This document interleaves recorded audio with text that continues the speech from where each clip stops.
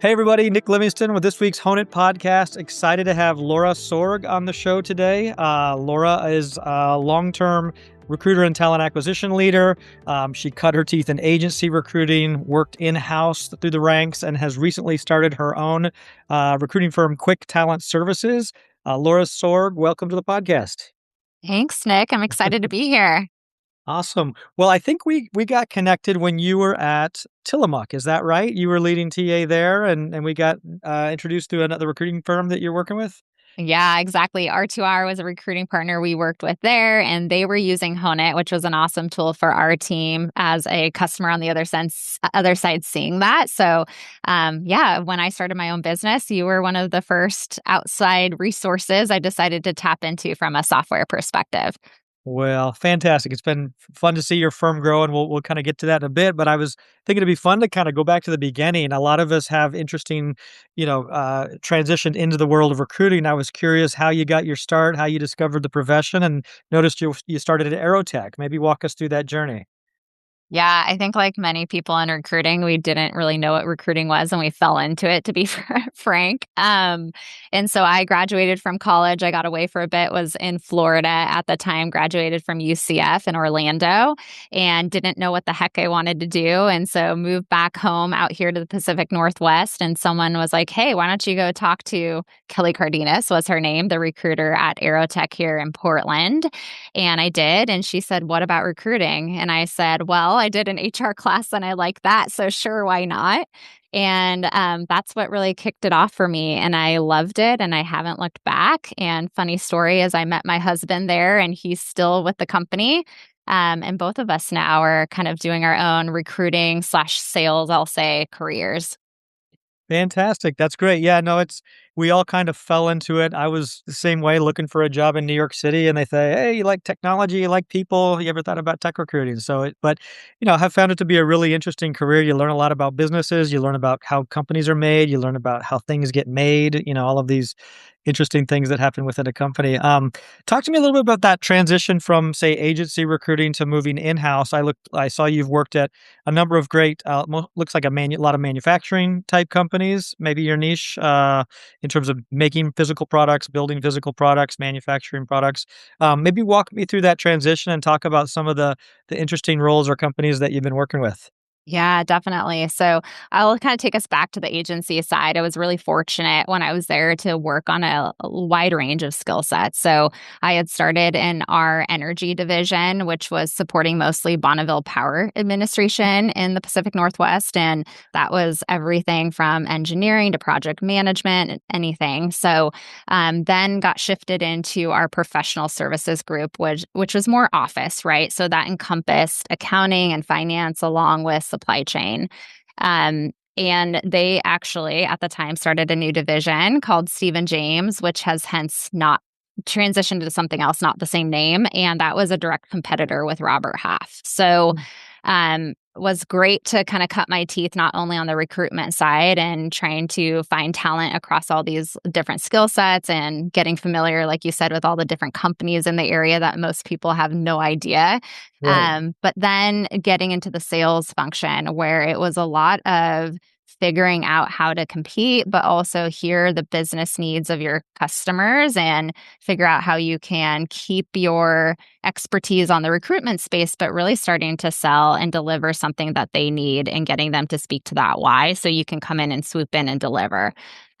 So when I made that transition into the corporate recruiting world, initially, I went into a small team in a totally different industry, which was great in the sense that it was new and there was a group, I will say, actually, of all women at the time that were really skilled coming from the agency world themselves, but it was healthcare and it was some core skill sets over and over again, high volume. And it gave me an opportunity to kind of, one, hone in on what I didn't know and how to figure out these skill sets and how to deliver.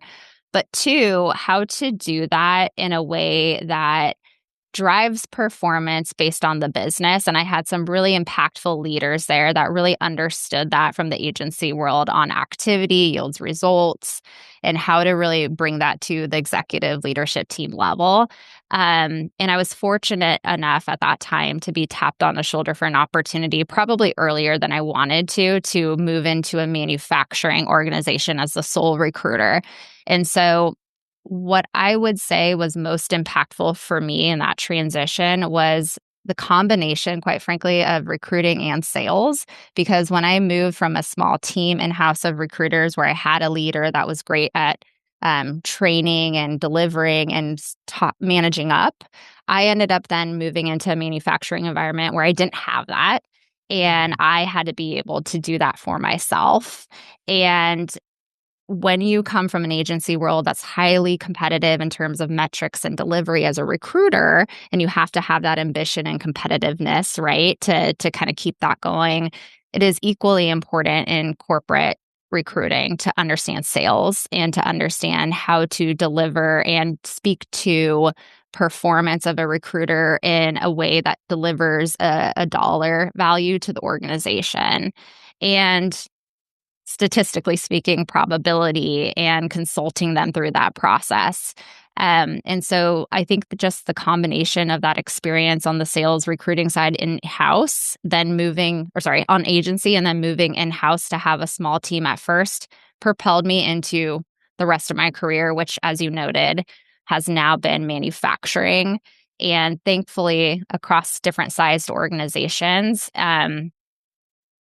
which has leveraged then my ability to scale with the knowledge of the business too, coming from a singular recruiter owning all of it to then a global organization and helping run recruiting at a global level to some extent at Fiskars, which was pretty cool. And I will just say, like, that agency experience was invaluable, quite frankly. I would not change it for the world. It had its downfalls, as we all know. But if I did not have that experience, both on the recruiting and sales side there, I don't think I would be where I'm at today. I love it. I mean, it's like it's learning the business of recruiting, the numbers, the how to sell it, how to pitch it, how to explain the value of it, right? Some of those things we're not always good at, right? And sometimes there's questions about like, what does the recruiting function do, even in-house? It's like, why do we need recruiters? And what are you? It's like we've not always been that great about one tooting our own horn or showing our work. A Yep. lot of times we're kind of showing the short list, but you don't see all the outbound that goes into that, all the screening that goes into that, all the conversations that go into that to get that short list. It's like you can't forget about that when you're explaining the value of the function or the team or hiring another in-house recruiter and getting the resources, right? All of Yep. that's becomes really important. Yeah, I feel like the agency world, and it might be, any agency, whether you're an agency, a sales recruiting, you're learning about a commission environment. You've got salespeople, you've got ops people, you've got. I felt like I had a couple years there in New York, and it felt like a mini life lesson, a mini MBA in life, just in terms of the world of work. And so it sounds like you went through that too. But yeah, I wouldn't trade it for the world. No, I saw you mentioned the Fiskars experience, and I saw that was interesting. That's a company in Finland. They've got a lot of great brands and a lot of high quality products. Did you were there at a company that it got acquired by Fiskars, or walk me through that because that's probably also a bit of a tricky situation joining a big Yeah. company. Great question. So it was a company that is called Gerber. They make pocket knives. And if you don't know much about Pacific Northwest, we are an area that has a lot of pocket knives between Leatherman, Benchmade, Gerber, CRKT, you name it, right? So it had a very strong following from a consumer brand perspective, but they were part of a global organization and had been when I joined still, Okay. but they were operating very independently and had their own executive team. And so it was almost like this mini company within a large organization, which from a recruitment perspective has its pros and cons. And the fact that there's a lot of budget and resources potentially that you can tap into from a structure, but then you are kind of an outsider when it comes to the way that you operate. And so at first, we were very independently ran, and I did all the recruiting there. We were unionized in manufacturing. So we had a agency partner that we used for contract to hire for certain roles at the manufacturing level. And I still specialized in skilled trades for them as needed. And then over time, that changed, and they ended up removing that executive leadership team and rolling them into the Fiskars US location, which at the time was out of Madison, Wisconsin. So then from there, I took on more across Fiskars and Gerber, had another person supplement that from the Fiskars team in the US. We had multiple locations across the US within that larger organization. And then it got rolled up even further eventually to an opportunity globally where they had hired a leader for talent acquisition out of Finland. We had implemented Workday, which I was a part of that project team as a US representative. And then she ended up leaving, and they needed someone to still hold it together from a strategic perspective and saying, this is the ATS program. This is how we keep it tight. This is the expectation of delivery. But they still had subject matter experts in terms of the executors at each of the global locations. So I didn't have those as direct reports, but what I did own was system ownership, TA philosophy, and then also I had an HRIS partner that we paired together globally to ensure that we were making updates and training individuals globally that were doing execution of recruiting. Wow, interesting. So everything recruiting ops, technology, implementations, training, scale. Yeah, that's a lot. That's a lot. It was I fun I and a lot. visited Helsinki once for a client, which was pretty interesting. It was dead of winter. It was freezing, but it was wonderful. Yeah, and interesting culture. Probably a different kind of corporate culture too. That you're then trying to determine, do you scale that or roll that out, or do you microcultures across the different brands and locations and things like that, which can be a recruiting challenge, right? Trying to find that voice of the company and the culture that you're working with. Um, Yeah. Talk to me a little bit. So we talked about your time at Tillamook, which I love the cheese. I grew up in the Pacific Northwest too. I'm from Spokane, so that was fun. But maybe talk a little bit about what's new with you? I think the transition to building your own recruiting firm, right? You started on the agency side, you've led all of these incredible internal TA functions, and now going out on your own. What led you to that decision? How's it going? And is it kind of what you expected? So I wish I could tell you that it was fully thought out and I Mhm. had this big plan and I was ambitious and decided to say screw it and went for it. It was not that. Okay. So definitely to your point, I've had some really awesome opportunities and I've been super fortunate to get a lot of those opportunities through relationships. And we all know networking is key. And a lot of my career path has just organically happened, whether or not I intentionally went for it or not. So I will say Tillamook was the one opportunity where it wasn't linked to someone that I knew. Mm. A recruiter, Rainey, and we both know with Okay. R2R, Yeah, reached out sure. to me for that opportunity. And being the person I am, always loving a challenge and not wanting to be stagnant or bored, I should say, was like, sure, sign me up. Because a lot had happened at Oregon Tool. I had a great team, honestly, the best team I had ever worked with before in recruiting, and it was great. So we were just at a place where we weren't really growing as rapidly as we were. So I made that leap over. And as many companies, to your point, I think they're trying to find their footing on what does talent acquisition mean to the organization. And it was a great chance to come in and help identify a lot of that opportunity for growth and embed in partnership that maybe had not always existed. But an opportunity came up where it was a chance for me to really think about, is this what I want to do or not? And it really forced me to really reflect. And I realized in that moment that I've just really done what everyone's asked me to do. And I really haven't thought about that. And I work very hard. And why not work that hard for myself rather than for someone else, quite frankly? And we realize oftentimes that even those people like myself that are deemed workaholics, probably, um, you can't shut it off. And Mm. if you can't shut it off at some point though, you might realize that if you can't shut it off, why are you going to do that for someone else when you can be doing it for yourself? And that was kind of the aha moment I had. On top of that, I was fortunate to have a couple people that I'd worked with previously that were like, "Hey, come work for me here." And I was like, appreciate that, but that's probably not what I want to do long term. That's like I can help you in recruiting for sure, but I don't know anymore. I just don't want to tell you I'm going to be committed because I don't know if that's where I'm going to be.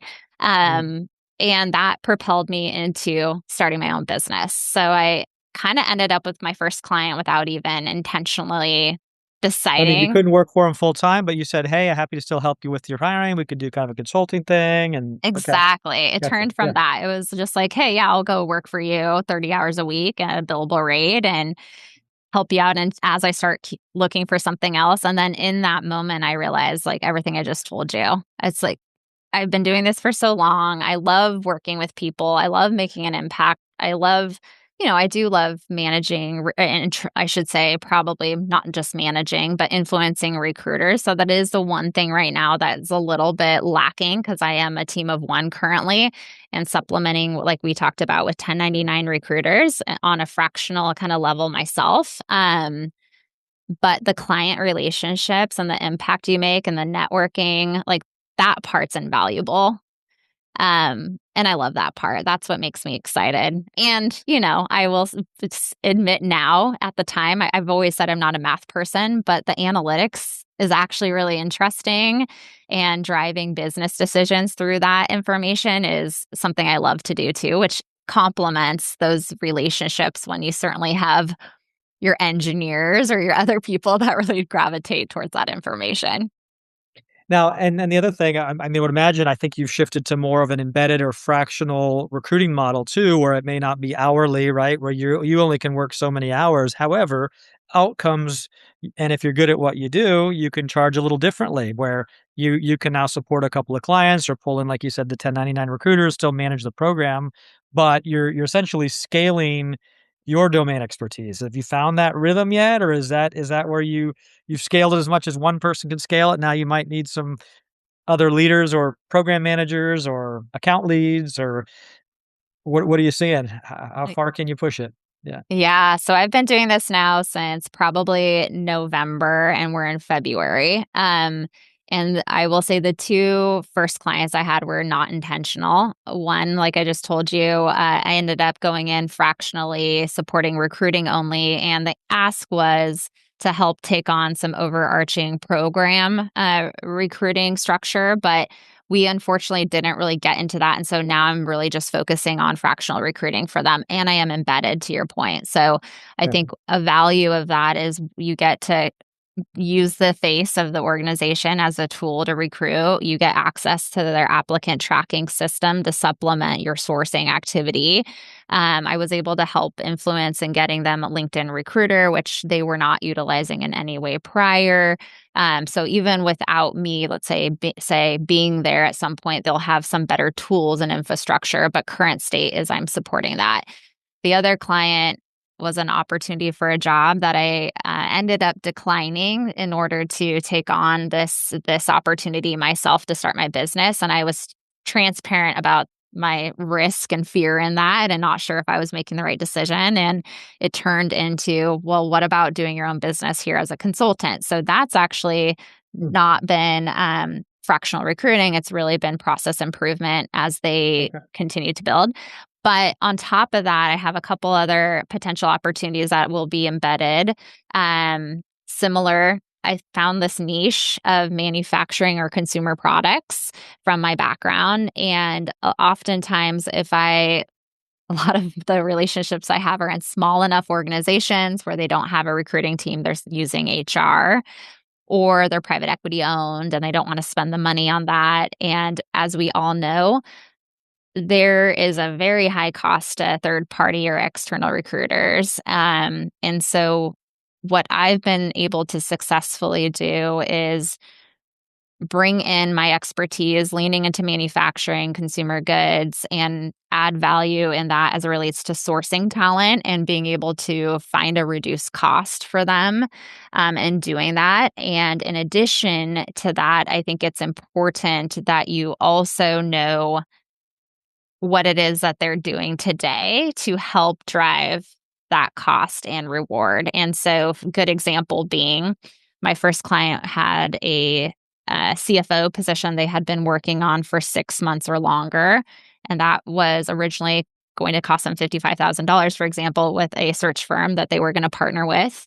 And we were able to find that person, knock on wood, thankfully, within the first month of me being there. And so adding, that financial value to the bottom Yeah. line is like the rest of it's, cherry on top, right? So there was a lot of really great deliverables that I always try to be able to speak to when you're trying to ask for what it is you're worth from a cost perspective, but then also how you're going to drive results and how you're going to drive those results at a reduced rate from what they're typically doing today, whether it's lost productivity because you don't have someone in that seat or what you're actually paying if you look at the dollars for every hire.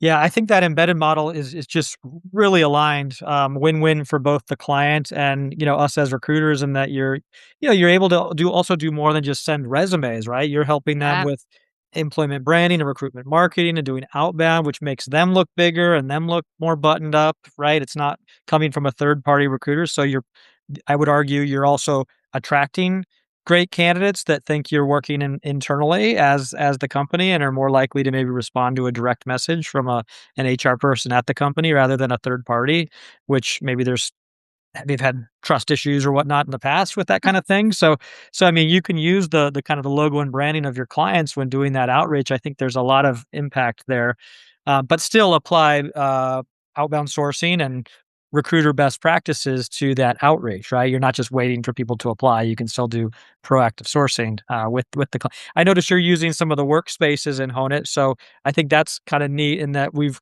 really tried to build something that lets people extend themselves, look and feel like an embedded recruiter across multiple clients. We're starting to see individual recruiters supporting, multiple clients concurrently. It's just kind of the nature of recruiting right now where everybody's trying to figure out how to get recs and work on recs and adjust their business models to do so. I guess that might be lead me to my next question to you of kind of what are you seeing? Are you spending more of your day to day on the kind of the biz dev for the next role, or spending more of your day to day fulfilling, the roles and recs and working with your current clients? I guess how do you juggle those, and kind of what are you seeing in the current competitive landscape in recruitment? Yeah, definitely. I'm a strong believer probably from the agency side that you shouldn't let your foot off the gas when it comes to business development, right? But at the same time, like you mentioned, I'm kind of at this tipping point where am I at capacity or what do I need to do to be able to scale? So one, kind of taking us back to those workspaces, like I think that's invaluable for someone like myself in our business model where it is embedded and we do want to use that branding and leverage that when, to your point, not have confusion across the candidate journey in that to help with acquisition. So yes, I think that side note is very, very impactful and something that I will continue to leverage for me and my team should we continue to grow. In addition to that, I would say it is important that when you're looking for partners, I'm realizing this now, having my own business, that you pick partners that one, value you, and two, are a brand that you want to represent. And I know sometimes that's not easy from a business decision perspective, but I think I've always said this as an internal recruiter and manager that your relationship, your reputation is more important than the organization. And I say that we all know there's times where we're selling, but we also need to sleep at night. So, what is it that we're willing to share about an opportunity that gives the candidate the right information, as well as talking about the challenges they're walking into, but in a way that is packaged right for a win-win for everyone, and that is critical. So, I think having had that Mhm. mindset in house and now doing what I do for my own business on a business development perspective,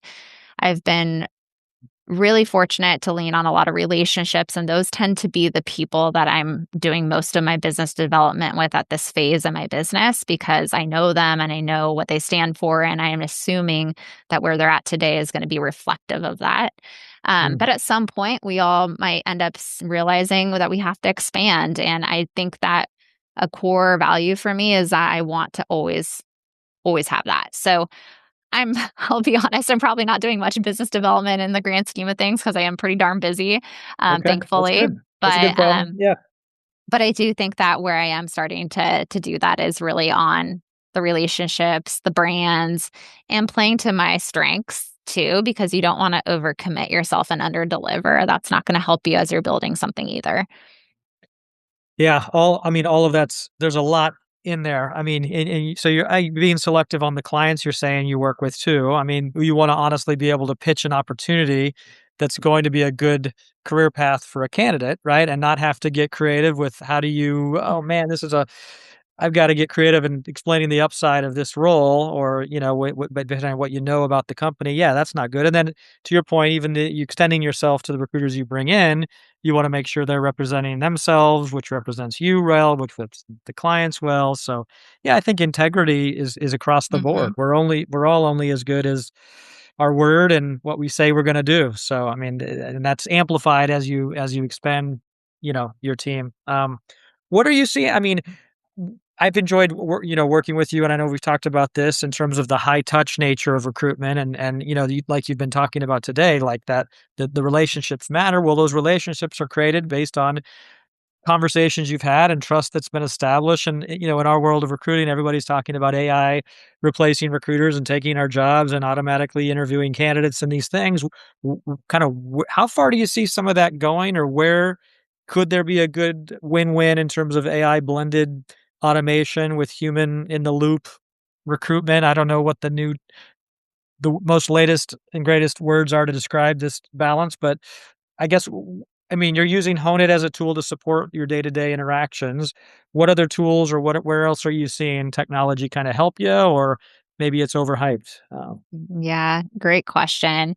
I'm of the mindset that the technology is amazing for recruiters. I know some people get worried, my mom all the time, about it taking over all these jobs. And yeah, I mean, certainly there's going to be parts of everyone's job that are going to be more automated and not as much work, quite frankly. And I think the one part that's scary is it forces people to have to learn. And whenever you have to learn, it's scary, right? So I even catch myself now at this point in my career, like starting to be on the older end of the recruiting like mindset, right? So, one good example is there's a lot of AI built into Boolean searches that you no longer even need to use a Boolean search. And I'm still the person that's like, okay, yeah, but I want to do the Boolean search. Can we like undo that so I can like figure out the filters myself?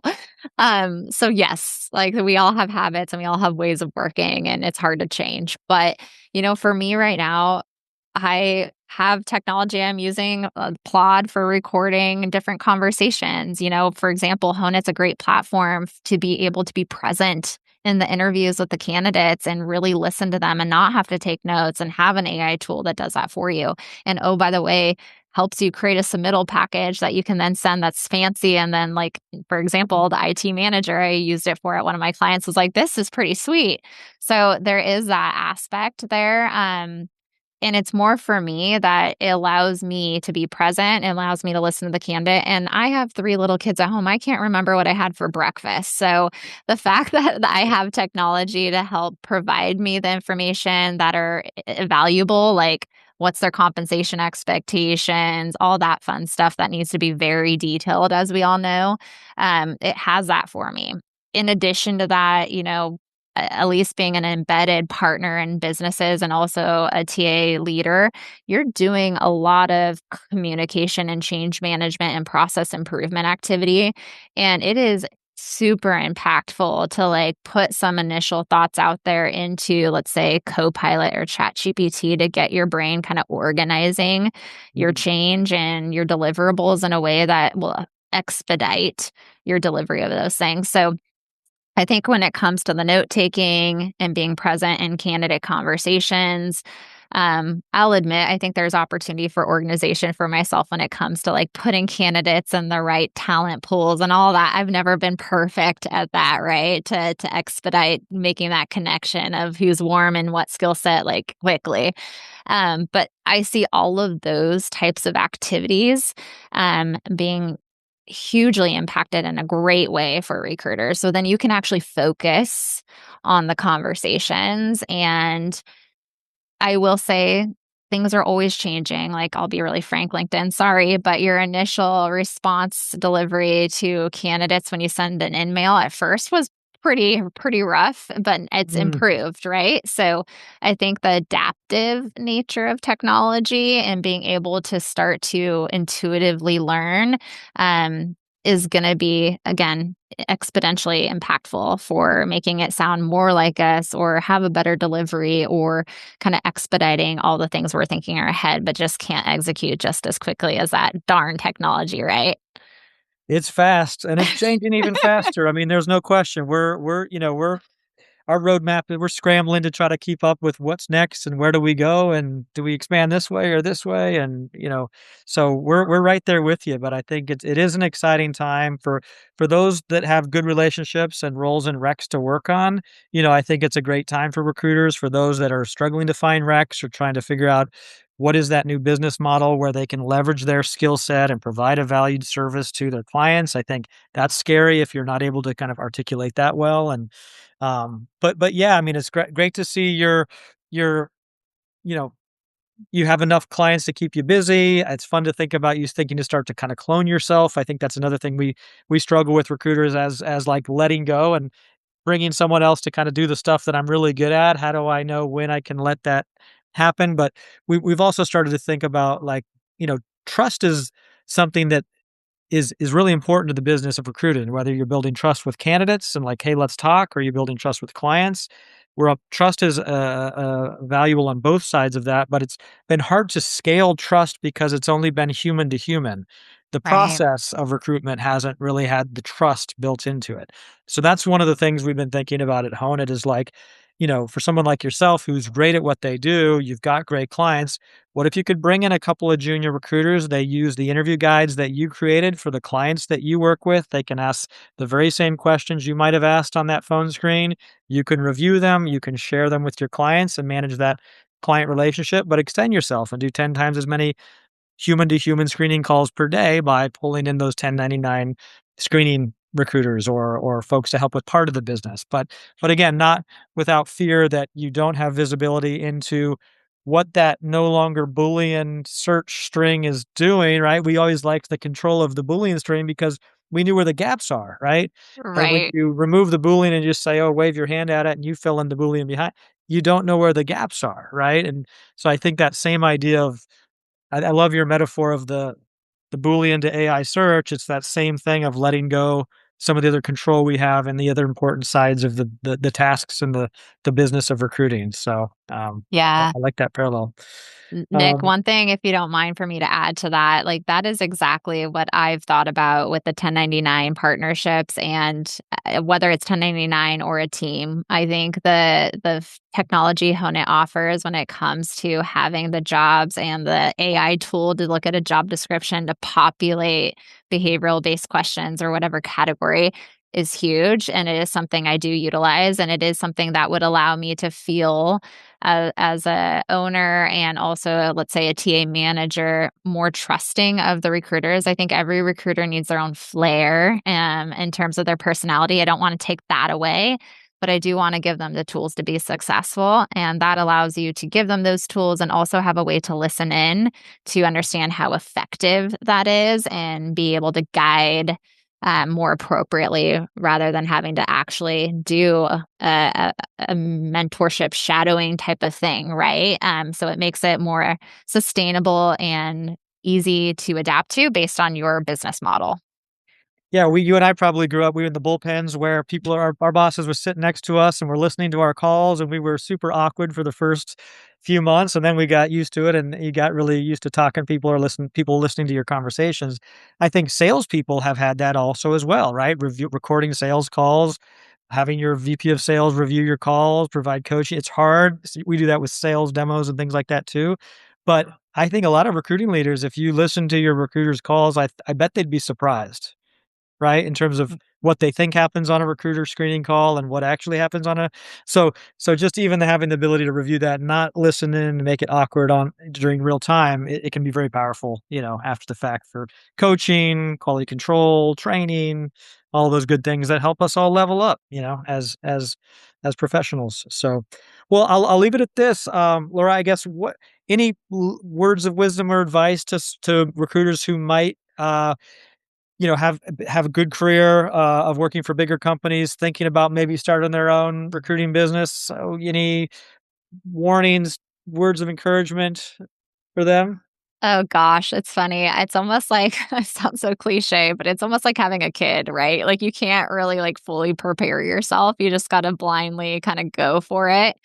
Um, but I would say the one thing I will bring up, and it's funny, like I think everyone thinks, oh, it's great. You have your own like flexibility, right? I work more now than I've ever worked. And so I think that's really important to know because it sounds glamorous. And trust me, it is enriching and fulfilling in all these ways, but it doesn't mean you're necessarily working less if you're doing it well, or at least not initially. So I would call that out because, again, my husband's in the agency world, and there's a couple folks where they've brought up, like, oh, I'm just going to do what Laura does. And he's like, she works a lot, just so you know. Yep. So that's just one thing I would say. But at the end of the day, if you're someone that wants to do it, go for it. You're not going to have a magic moment where you feel entirely prepared. It's scary. And at the same time, I wouldn't change it. I'm happy. And hey, maybe 6 months from now, I might be saying something different, but that's how I feel right now. Great words of advice, Laura. I really appreciate you having on the podcast. It's been fun to work with you, and fun to see the business grow. Let us know when you're ready to bring on more recruiters. We'll get the word out. Hopefully, help you scale your team. So, Laura, thanks for joining the podcast, and always a pleasure. Yeah. Thank you, Nick. Appreciate it. It's been fun.